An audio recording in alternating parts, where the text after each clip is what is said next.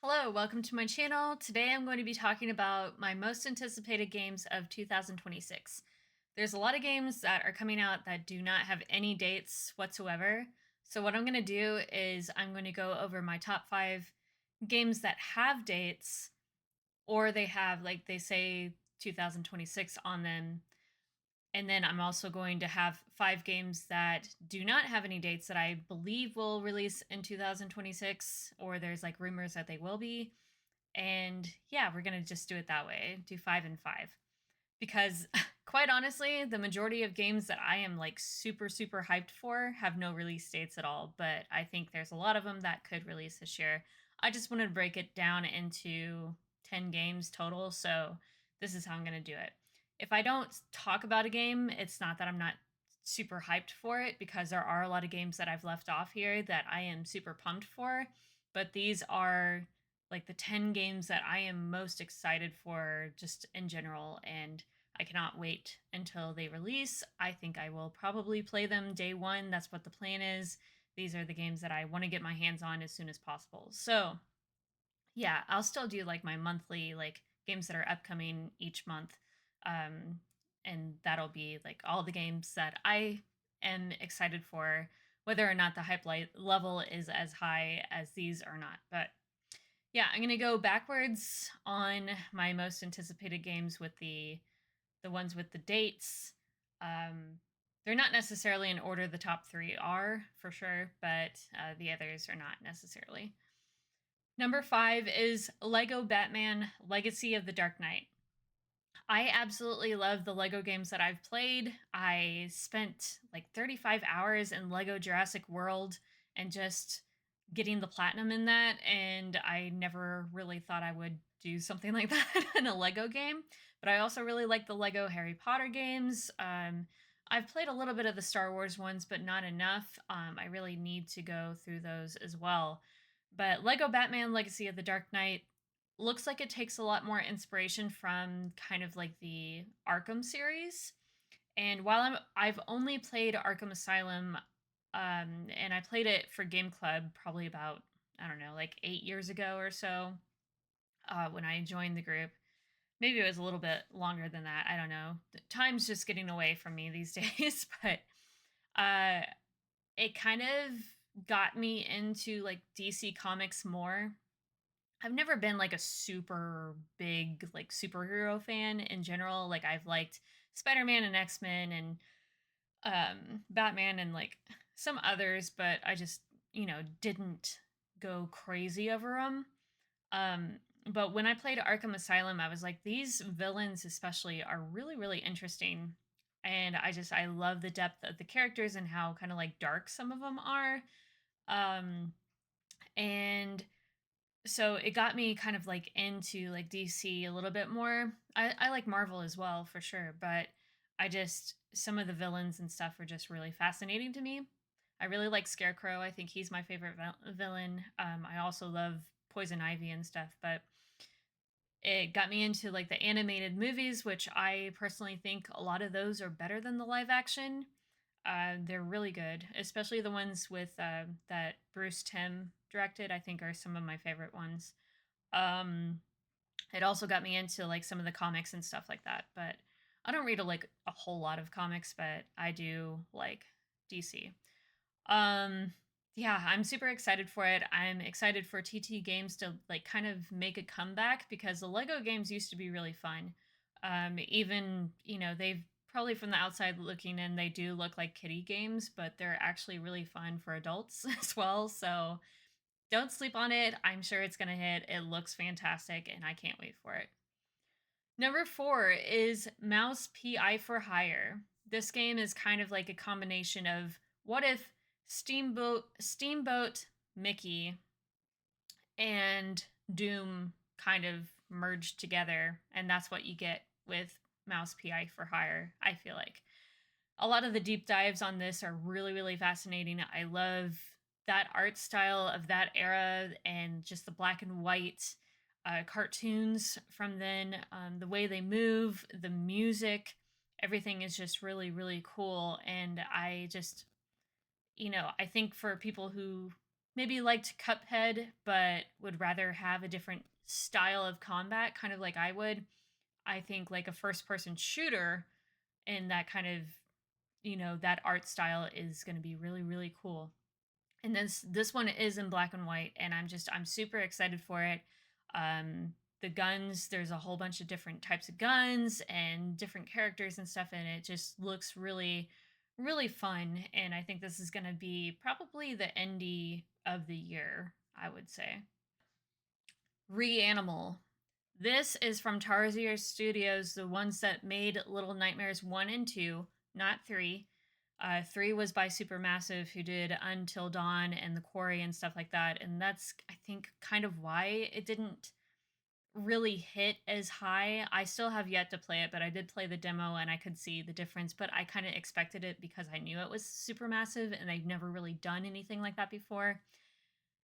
Tarsier Studios, the original developers of Little Nightmares, they wanted to do something else, which this is very similar to what they already did with Little Nightmares, but they wanted a different story. And so they decided to go with Reanimal. And it plays very similar to Little Nightmares. I think it seems like it's a bit scarier than Little Nightmares.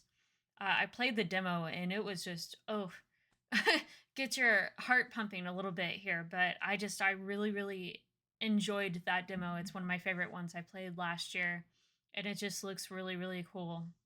This one, you're actually going out and rescuing your friends as you go. You can play co op. I think they just announced, I want to say it was yesterday when this video it gets put out. It's going to be like a week from then. But um, I think they just announced that they're going to do like some kind of that like sharing, like if somebody purchases the game and they want to play with somebody else who doesn't have the game purchased, they can do that. Kind of like, I guess, like Split Fiction and stuff like that have done with co-op. So as long as your friend has it, you're good. I'm super excited for it. I'm gonna play it single player. I always play single player. I don't really do co-op unless it was like, unless somebody was like in the house or in my room with me or whatever, like on the same couch. That's when I would probably do co-op because I think that's more fun. um but yeah, I cannot wait for Reanimal, and I'm so excited for it. But it releases on February 13th. Marvel's Wolverine is number 2. I love Insomniac's Marvel games. I love Spider-Man, Spider-Man 2, Miles Morales, and I just can't wait to see what all else they do because I think they're so much fun, and they are games that I platinum as well. And like I've said before, I just don't usually chase after trophies or chase after platinums and stuff like that, but there are certain games that I will do that for, and these are the games that I will do that for. I love Wolverine. He's one of my favorite Marvel characters. I've always thought he was a really, really interesting character. I just like really like X-Men in general, but Wolverine is my favorite X-Men, for sure. And this looks very violent, a lot more violent than I can probably even show on here. I don't think I'm gonna show this one on here because it is it is that bloody. So I don't want to get in trouble for it. But anyway, yeah, I'm just, yeah, super, super excited for Marvel's Wolverine. And it does not have a set release date yet. I think they're, talking about September or something, but I really don't know yet. And some people think that it won't hit this year. I I think, I don't know. We'll see. Whenever the next state of play will be, which I would imagine would be in the next month or so. I think they usually do like a February or something, but yeah, or March. March, I think, is probably it. But we we will probably find out soon when Marvel's Wolverine comes out. Number 1 is really not a surprise. Yes, I'm one of those people. I think a lot of people are those people. Grand Theft Auto 6. I am a big Rockstar fan. I've loved every Rockstar game that I've played, even if some of them had flaws. Like Red Dead Redemption 2 pissed me off sometimes when it launched with little glitches here and there that really just were annoying. But Rockstar is not like full of glitches like some other companies have. Um, but I just, every single game that they come out with has just been really, really good. And even the smaller games that they don't do anymore, of course, most of those they just published and then those studios closed, like Bully and LA Noir, which I would love a sequel to, but I don't think we're gonna get that. Um, I don't know. I love Rockstar games and I love Grand Theft Auto. I've always really liked these big open worlds and kind of just being able to do whatever you want, but also having a story and wild characters. Grand Theft Auto 4 is actually my favorite Grand Theft Auto. I've not completed a Grand Theft Auto game before, but we are playing Grand Theft Auto 5 for Game Club right now, so I'm going to get on that and finally beat it. But yeah, I cannot wait for this. I think it's going to be really good. That I hope that it's really good. Rockstar hasn't really missed yet, but they have been having issues. They've laid off people and there's, protests and stuff. So who knows what's actually going on in the studio right now, and that's kind of concerning. Yeah, so that's my most anticipated games of 2026, and those are the ones with the dates. The ones without the dates, here's 5 of these. These aren't in any order whatsoever, but I'm just excited for all of them personally. Number 5 is Persona 4 Revival. I love Persona 4. I played through that back in 2020. I played the original PS2 version because I had a copy of it, and for the first time, and I really enjoyed this one. Not as much as 5, but I think 4 just has some really good characters. I really like the dungeons in this one. I did not really like Persona 3 when I went back to it, because Tartarus was quite a bit different and it just doesn't hit as high for me. But I think Persona 4 in a remade version of that is going to be really good because Persona 4 5 years ago still held up really well, and I didn't even play Golden. So, yeah, I just, um, hopefully, hopefully this one's good. Some people are saying that they think that Persona 6 might release before Persona 4 Revival. If that's the case, then I'm all for that as well, but I don't think that's the case. I honestly think that we're going to see this in a couple of weeks, within a couple of weeks. An announced date, because I want to say that I could be wrong, but I want to say that Persona 3 Reload was the date was announced at like the Xbox Developer Direct, or was it something else like during January or February, and then it released just a couple of months later. But it was announced, the previous year before. So if this tracks the same, and I know that when they did announce this, it was in early stages, so I don't know. I'm just hopeful for it. So we'll see. Number 4 is Grave Seasons. This is a farming simulator indie game that looks really fantastic to me. It's kind of got this twist on it, and since Grimshire last year, that's an early access right now that you really should check out if you have not and you really liked farming sims. Grimshire was one of my favorite games of last year, and this kind of seems like it has a twist on the farming sim genre, like in a similar way. Grave Seasons, there's a murder happening in this town where you're I don't know if it's supposed to be kind of like supernatural sort of thing going on, but so as you're like farming, people are dying, and you got to investigate this murder too, in your town. So that's pretty interesting and a different twist on the farming sim genre, just to kind of like make it a little bit different.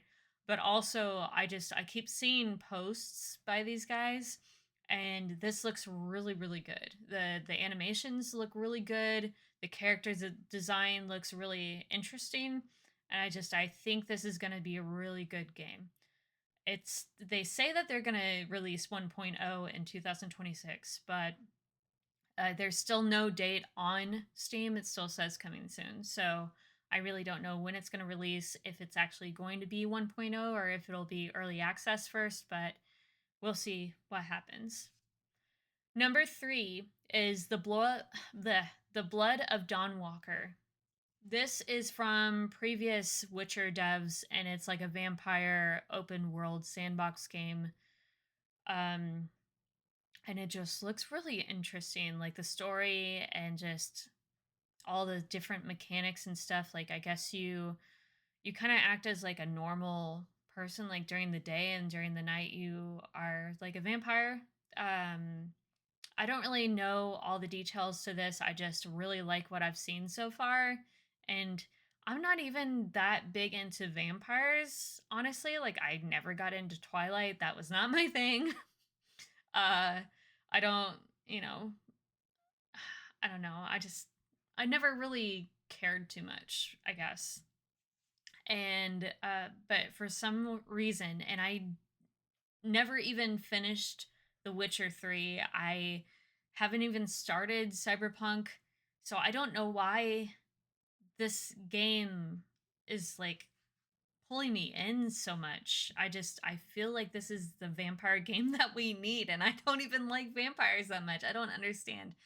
But yeah, I think it's gonna be really good. I don't know. I've just got this feeling that this game is going to be like one of the best games of the year when it comes out, and I think it's gonna be this year. But we'll see.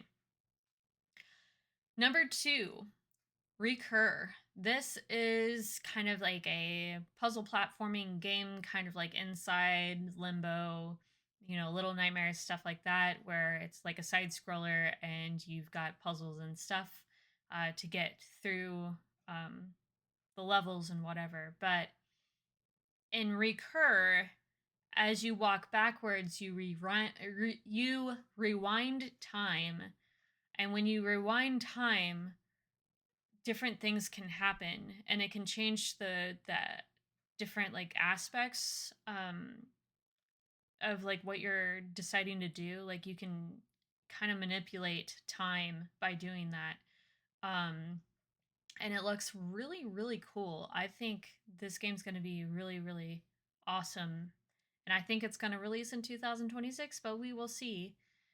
I uh i haven't played a demo or anything of it, but I know some people who did play like the demos at, I want to say like um maybe it was Gamescom or something, I'm not sure, but they really liked it, so we'll see how that ends up being.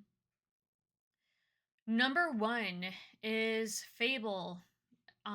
We're going to see this at the developer direct on Thursday, which is probably when this video is going to be released. And I can't wait for Fable. I've only played through Fable 2, but I really really loved that game when I played it, and I need to play 1 and 3 as well at some point, but I'm really excited for this, and even if it doesn't hit this year, I just hope that it does well. I hope that it's as good as it looks. Um I don't know. I don't know. Well, we'll see. But yeah, if I mean this is like the Xbox game that I've been waiting for, is Fable, and I cannot wait for it. Um, yeah, that's really all I gotta say. I guess maybe an honorable mention, because I almost put this on here and it does have a date. I'm kind of like on the fence on it, but because I know it says it's not really a Souls like, but it kind of looks like one. I know they say it's more like Devil May Cry kind of combat, which I'm not sure that I'm a fan of either, but I just think it looks fascinating and it just looks really cool. Is Phantom Blade Zero. The more I see of this game, the more I really want to check it out. I love the boss designs and the way that the combat, the way you move with your sword is just different than anything else I've ever seen, and it just looks really, really cool. So we'll see how this is, but I have a feeling this is going to be a really fantastic game. So we'll see. But yeah, that's my most anticipated games of 2026. Those are my biggest hype levels, and there's others as well, but I will leave those for the monthly ones when hopefully they come out. So yeah, until next time, I will see you guys later.